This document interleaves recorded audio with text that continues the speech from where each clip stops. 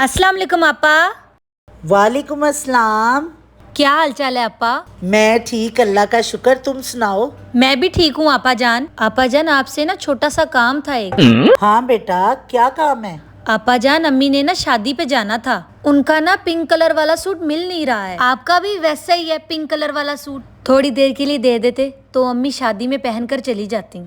बेटा, वो सूट तो मेरा फटा हुआ है। कोई बात नहीं आपा जान, आप मुझे सूट दे दें, मैं टेलर से ठीक करवा लूंगी। अच्छा, तुम यहीं रुको, मैं लेके आती हूँ। और अभी तो रुको, क्लाइमैक्स अभी बाकी है। लेकिन एक सेकंड।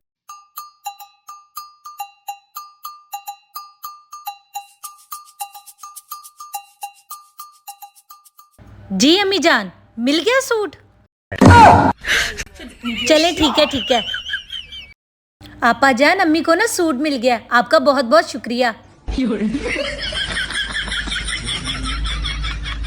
ओके आपा जी, थैंक यू। अब मैं जाती हूँ।